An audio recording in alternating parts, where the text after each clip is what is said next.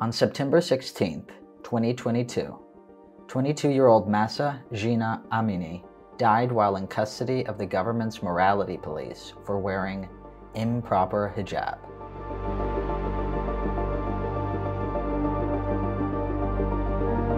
This sent shockwaves throughout Iran. A massive protest movement commenced in response as Iranians demanded justice for Amini and equal rights for women. My name is Sydney Martin, and I'm the program manager and a researcher here at the Iran 1400 Project. I recently conducted interviews with a variety of scholars about the woman life freedom movement. Here's what they had to say.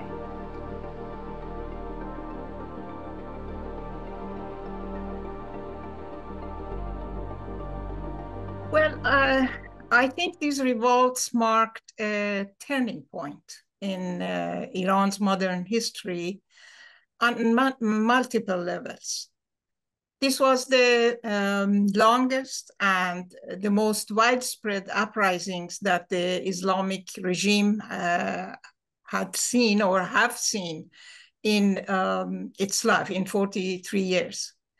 It was initiated by women and supported by young men, as you know. It's been also the first time in the Middle East that a nominally Muslim population is rising and telling the government that both to have established the first Islamic state in the region, in the world indeed, that they don't want it. And in fact, they don't want a religious state. So I would say that the most positive effect of the movement has been that it caused cracks in the sense of fear that dominated people's mind for a long time. It created a sense of empowerment, fearlessness for the protesting youth, despite enormous costs to them that you are, I'm sure, aware of. At the same time, talking about cracks, it deepened further the cracks between the establishment and many of its former supporters. And even divisions or cracks between the clerical rulers and its former partners, so to speak. I draw your attention, for example, to the statement that was issued by the first prime minister during the Khomeini time, Mir Hossein Mousavi, or several, though timid, but nonetheless statements by former President Khatami, or, you know, some clerics like Shahabuddin Ha'iri and many more. So these are the positive effects in my view. On the negative side, if what I'm saying is in fact true, I think we cannot perhaps talk about the negative effects. What I mean is that we can talk about perhaps weaknesses or shortcomings of the movement, but not necessarily the negative points. Among these shortcomings or weaknesses, there is one that many people have actually referred to during the height of the movement or afterwards, and that was the unfortunate absence of active support from the industrial workers, from civil servants, from businesses, and generally the middle classes. Secondly was the lack of organization and some sort of midterm strategies and that probably was the result of lack of experience of the youth on the streets. And I want to add that actually this lack of a strategy, in my view, negatively affected the participation of the middle classes, because the ordinary people want to know what is ahead, what would be the result of these protests, and that was not there. Having said this, I can think of one particular negative effect that was caused by from outside the movement. And that was the role that was played by a tiny, though very loud group of expats in the West. And this was a group who hastily and, in my view, thoughtlessly organized themselves and backed by their own media outlets or friendly media, tried to present themselves as the most viable alternative to the present regime. Why I see this as negative, thorough and thorough, was because it falsely claimed the impending collapse of the regime, drew attention away from what was happening inside the country at the time, made the quiet middle classes inside the country either scared or doubtful, so to speak. And not to mention that it gave the regime the excuse to repeat its claims that the uprisings were the work of the foreigners and much more. So at the probably most negative impact on, particularly outside, was increasing the division among the various opposition groups outside the country.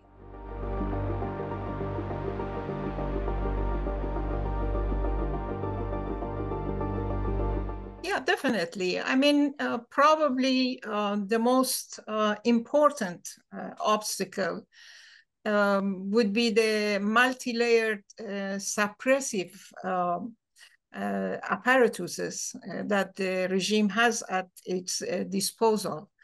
And the incredible brutality with which they treat the protesters and continue to do so. It is because of this brutality that they have basically pushed the opposition underground right now. This, of course, has not put stop to daily protests of, say, pensioners who regularly picket in objection to the mismanagement of the pension funds, teachers, contract workers, and many others that basically, you know, have so far not received any response to their demands and their concerns, not to mention the incredible high rate of inflation. So this is a major obstacle for the movement to move forward. The second one is lack of organization and experience that I mentioned already. Also the regime's strategy that focuses, it seems, only on keeping its own existing supporters happy and not responding to the demands of the rest of the population. And I'm sure you are aware that according to their own statistics, 50% of the population lives under the poverty line. So what it means is that instead of paying urgent attention to the problems facing the youth, employment, recreation, generally hopes for future advancement, or do something about the ever-increasing economic crisis, high inflation, pending environmental disaster, water and electric shortages, so on and so forth, the regime actually resorts to scare tactics and adopts even more draconian measures to control the situation.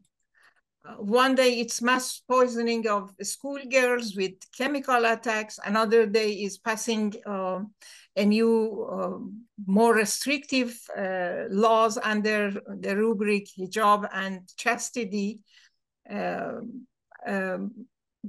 The law that was basically passed by 11-member committee within the Majlis. It was not even discussed in the parliament or Majlis, in order to punish the women who choose to appear in public unveiled. Also, incredible harsh punishments that the semi-kangaroo courts actually pass on opposition forces, or whoever they basically consider opposition, the journalists, lawyers, students, academics, workers, whoever that they consider as not supporting them. So these are really some of the major problems on the way of the movement. Amnesty report recently, a few days ago, actually reported that in the first 7 months of the 2023, the regime has executed 428 people, many of them from minorities. National minorities. Through these measures, basically, they hope to control the situation. I want also to mention one other problem that whose results actually we have to wait and see, and that is the recent turns in regimes' foreign and regional policies, and how it's going to impact the movement. This actually turn cannot be underestimated. The regime is desperate to end its isolation. So restoring diplomatic relations with Saudi Arabia and some Arab neighbors, its most recent deal with the United States in order for the regime to pause its enriched uranium at 60% level in exchange for the United States facilitating the release of frozen Iranian funds, and not passing, of course, more sanctions. These are only a few cases that show a turn in the foreign policy. How these changes are going to reflect on the internal policies of the regime vis-a-vis its own people, particularly the opposition, is something that I'm not very optimistic about. If these deals mean less pressures, for example, on the regime coming from outside on issues of violation of human rights, women's rights, minorities, national minorities or religious minorities and others, that can not be a very good news actually for the change-seeking people in Iran.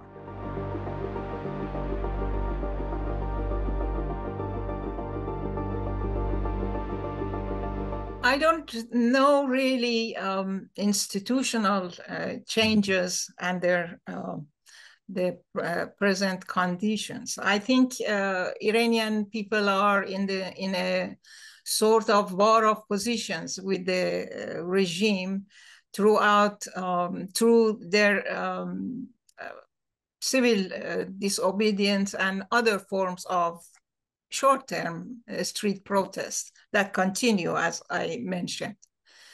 When and how we will see another round of mass protest against the ruling clerics, specifically against the supreme leader himself, that many people see as the basically one of the major problems in Iran, we don't know.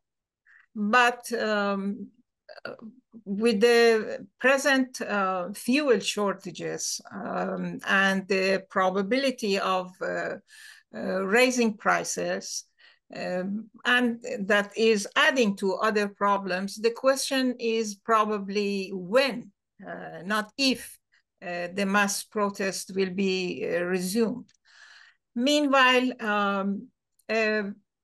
nonetheless, I want to mention a very important transformation that takes place in people's ideas or a vision about what sort of change they want to see. I want to go back to the motto or the slogan, Women, Life, Freedom, Zan Zendegi Azadi, that was introduced first in Kurdistan and captured the whole country's attention and used in both inside Iran during the movement and abroad.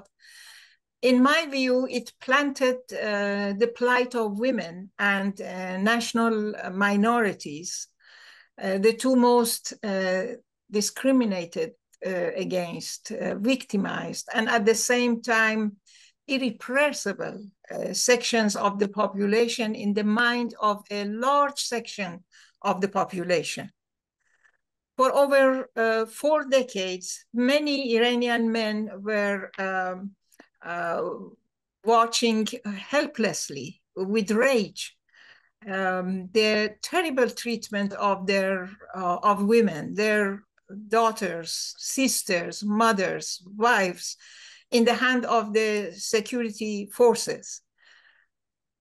The quiet or open support that the Iranian men, many of them, are now showing towards women who have taken off their veils in public places, in restaurants, in stores, in exhibitions, in wherever they go, despite the government functionaries being present, in my view, are sure signs of this transformation in people's vision about this basic human rights of women.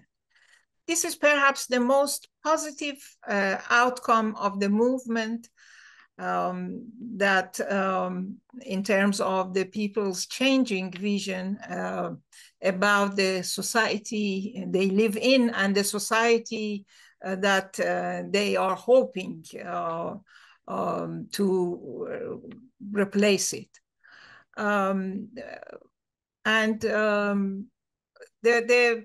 In my view, the way that ordinary people accept the unveiled women everywhere in the streets, and we see the clippings, is the sure sign of this transformation that one can only hope that would help the future direction of the movement and the strategies that will eventually be put in place to basically hopefully removing this regime and building a new society that Iranians deserve. Any people deserve actually such a society.